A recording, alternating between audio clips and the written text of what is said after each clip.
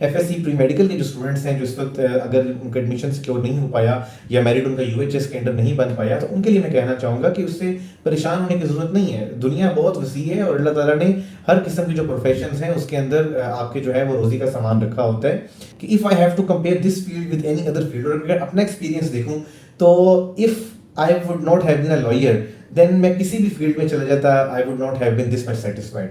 अल्हम्दुलिल्लाह I am a young lawyer, I am working जितना बेहतर कर सकूं मैं कर रहा हूं और मैं इस फील्ड से बहुत खुश हूं। तो आप भी अगर इस फील्ड में आते हैं, मेहनत करते हैं, तो इसमें बहुत अच्छे प्रोस्पेक्ट्स मौजूद हैं। बिस्मिल्लाहिर्रहमानिर्रहीम, अस्सलाम वालेकुम एवरीवन। मेरा नाम मियां बाज़फ शहबाज एडवोकेट है और ये वीडियो स्पेसिफिकली डॉक्टर सोहेल के यूट्यूब चैनल के लिए रिकॉर्ड की जा रही है, जिसमें हम आज डिस्कस करेंगे कि एक एफएससी प्री मेडिकल का स्टूडेंट या एफएससी का जो जनरल स्टूडेंट है वो उसके बाद अगर लॉ का फील्ड जो है वो अडॉप्ट करना चाहता है तो उसके लिए क्या चैलेंजेस हैं, क्या तरीक़ाकार है और क्या इस फील्ड के पर्टिकुलर फ्यूचर में प्रोस्पेक्ट्स हैं। अच्छा, सबसे पहले तो ये बताता चलूँ कि अनलाइक मैनी ऑफ यू जो आज ये वीडियो शायद देख रहे होंगे, मैं खुद एक एफएससी प्री मेडिकल का स्टूडेंट था and I undertook the MDCAT exam for like 4 times and I couldn't pass that.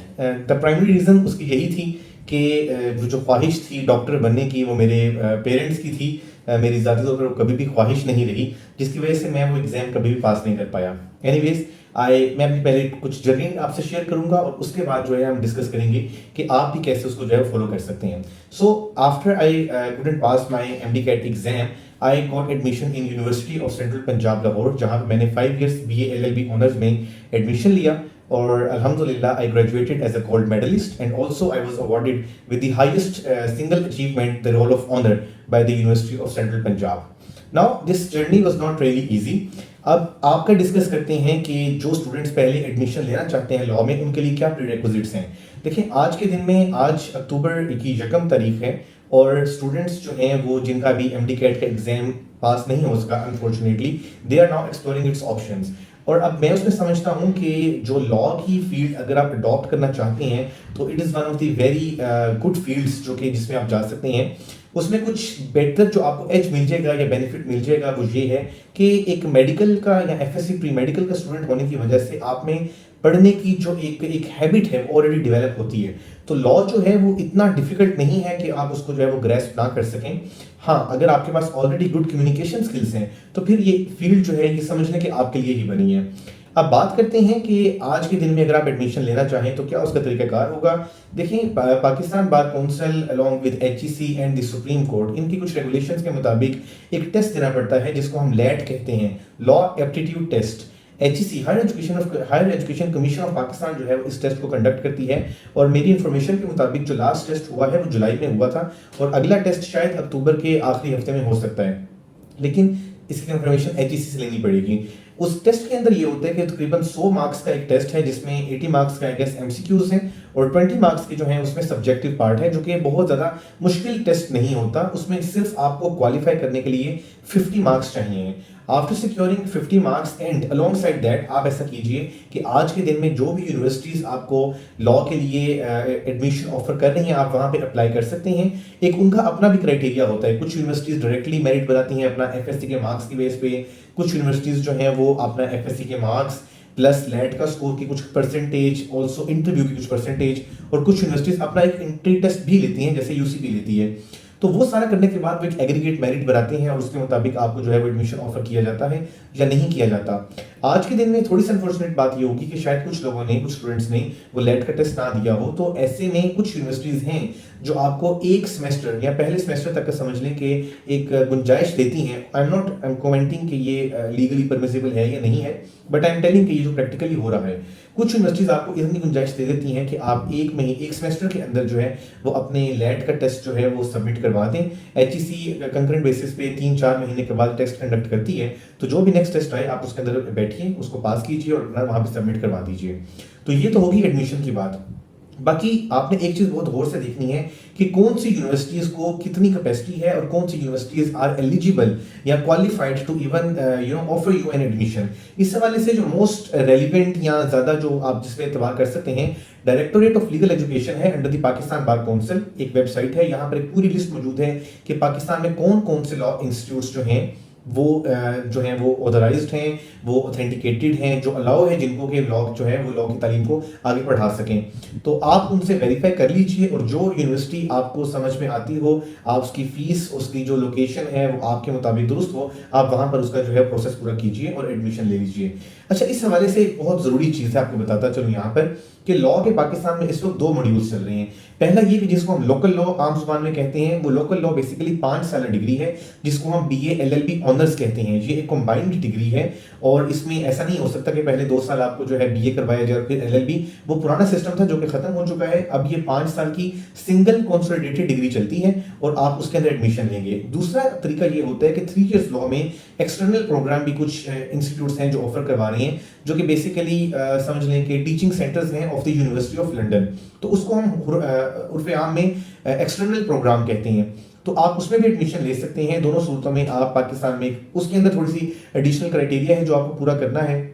उसके बाद आप पाकिस्तान में लाइसेंस लेकर एडवोकेट बन सकते हैं। तो ये तो थी एक मुख्तसर सी बात शुरू की। उसके आगे की बात मैं आपको समझाता चलूँ कि अब जो अगली बहुत ज़रूरी चीज़ है कि अगर आप लॉ में एडमिशन लेते हैं, आप लॉयर बन भी जाते हैं, तो उसके क्या फ्यूचर प्रोस्पेक्ट्स हैं, उसको हम डिस्कस करते हैं। देखिए, वो ज़माना जा चुका है कि जहाँ पर शुरू में हम देखते थे कि सिर्फ और सिर्फ एक क्रिमिनल लॉयर होता है या सिविल लॉयर होता है। आज के दिन में लॉ में इतनी स्पेशलाइज्ड फील्ड्स हैं और equally for male and for female students जो इसमें एडमिशन लेना चाहें और आगे बढ़ने के बहुत प्रोस्पेक्ट्स हैं। नाउ वी हैव डाइवर्सिफाइड हो चुका है सारा सिस्टम। इसमें हम सिविल लॉ के अंदर चले जाएं तो प्रॉपर्टी के डिफरेंट मैटर्स हैं, रेवेन्यू के मैटर्स उससे अलग हैं। अगर हम फर्दर कॉर्पोरेट साइड पे आ जाएं तो कॉर्पोरेट कंप्लायंस के मैटर्स एससीपी के साथ एंटायरली डिफरेंट हैं। कंपनी लिटिगेशन एक अलग ब्रांच बन चुकी है। रेवेन्यू मैटर्स या समझ लें कि टैक्स मैटर्स एफपीआर के साथ जो होते हैं, वो एक इतनी वसी फील्ड है कि उसमें आप इतना काम कर सकते हैं। अगर आप कॉर्पोरेट प्लस क्रिमिनल काम करना चाहते हैं तो कॉर्पोरेट क्राइम्स है, जिसको हम आमतौर पर व्हाइट कॉलर क्राइम्स कहते हैं, उसकी एक अलग से फील्ड बन चुकी है। क्रिमिनल जो कन्वेंशनल लिटिगेशन चलती थी under the Pakistan Penal Code, वो अभी भी मौजूद है। नए नए तरह के जो हैं वो क्रिमिनल स्टैट्यूट्स आ रहे हैं। एंटी टेररिज्म एक एंटायरली लॉ की फील्ड में, जिस तरह से आपने देखा कि रिसेंटली बहुत सारे केसेस जो हैं वो under the anti terrorism court भी चल रही हैं। तो एक बहुत ही डाइवर्सिफाइड फील्ड है जिसके अंदर इस वक्त अगर मैं आपको कमेंट करना चाहूँ कि आपको क्या करना चाहिए, तो मैं नहीं कर पाऊंगा, बिकॉज आप इस फील्ड में दाखिला लेंगे, पढ़ेंगे और फिर आपको समझ आएगी कुछ अर्सा प्रैक्टिस करने के बाद कि कौन सी फील्ड है जो आपको सूट कर रही है और जिसके अंदर आप जो है वो एडमिशन लेकर आगे एक्सेल कर सकते हैं।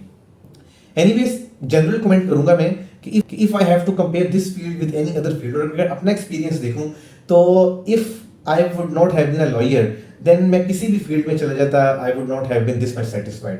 अल्हम्दुलिल्लाह, I am a young lawyer, I am working, जितना बेहतर कर सकूं मैं कर रहा हूं और मैं इस फील्ड से बहुत खुश हूं। तो आप भी अगर इस फील्ड में आते हैं, मेहनत करते हैं, तो इसमें बहुत अच्छे प्रोस्पेक्ट्स मौजूद हैं। स्पेसिफिकली मैं एफएससी प्री मेडिकल के जो स्टूडेंट्स हैं जो इस वक्त अगर उनका एडमिशन सिक्योर नहीं हो पाया या मेरिट उनका यूएचएस के अंडर नहीं बन पाया, तो उनके लिए मैं कहना चाहूँगा कि उससे परेशान होने की ज़रूरत नहीं है। दुनिया बहुत वसी है और अल्लाह ताला ने हर किस्म के जो प्रोफेशंस हैं उसके अंदर आपके जो है वो रोज़ी का सामान रखा होता है। आप जिस फील्ड में चले जाएं उसमें अपना बेस्ट पुट करें एंड आई एम श्योर कि आप उसमें जो है वो अच्छा सस्टेन कर पाएंगे। जिन लोगों की कम्युनिकेशन स्किल्स ऑलरेडी अच्छी हैं, मैं उनको ज़रूर रिकमेंड करूंगा कि वो लॉयरिंग के अंदर आएं। And it is not only about कि आप जो है वो आपके लिए कितना बेनिफिशियल है। अगली चीज़ जो मैं इस पर एम्फेसाइज करता हूँ कि देखें, आप देखें कि आज के मुल्क के जुडिशरी के जो मामलात हैं या जो मुल्क में इंसाफ के मामलात हैं, बतौर वकील मैं उससे बहुत ज़्यादा खुश नहीं हूँ और बतौर आम शहरी आप या आपके वालिदैन भी खुश नहीं होंगे। तो बात यह है कि अगर हमारे काबिल लोग जो हैं वो सारे के सारे एक डॉक्टर बनने या मेडिकल से रिलेटेड और दूसरी फील्ड्स के अंदर चले जाएंगे, तो ये शोभा कौन देखेगा? तो ये शोभा इवेंचुअली फिर जो उसकी डिटोरिएशन हम देख रहे हैं यही होती रहेगी। तो स्पेशली वो लोग जो बहुत काबिल हैं, जो समझदार हैं, जिनकी एथिकल वैल्यू स्ट्रॉन्ग हैं, मैं उनको रिकमेंड करूंगा कि वो ज़रूर लॉयर बनने के हवाले से सोचें। और अगर इस हवाले से किसी भी किस्म की कोई फर्दर गाइडेंस चाहिए तो you can always contact me and I would try my best to guide you as much as I can. बाकी हमेशा याद रखिए, अ पीस ऑफ एडवाइस, कि ये जो वोकेशंस हैं, जो ऑक्यूपेशंस होते हैं, इसका ताल्लुक सिर्फ कमाने से नहीं होता। इंसान की ज़िंदगी का ताल्लुक इससे बहुत वसी होना चाहिए कि आपने एक मुआशरे के काम कैसे आना है। डॉक्टर्स के लिए तो हम कह देते हैं कि जी बड़ा नेक काम कर रहे हैं, जी लोगों की जान बचा रहे हैं, और उसके मुतालिक उनकी एक अपना एक सिलसिला भी चलता रहता है, उसकी वो एक फीस भी आती है, सैलरी भी आती है। तो ये प्रोफेशन भी ऐसा ही है कि ये इस मुआशरे को बचाने के लिए लॉयरिंग का प्रोफेशन बहुत ज़रूरी है। इसमें आप मेहनत करें, अच्छे लोग जब जजेस आएंगे तो ही हमारा मुल्क जो है वो अदालती निज़ाम हमारा बेहतर हो सकता है और मुल्क में अदल व इंसाफ कायम हो सकता है। I wish you best. Thank you.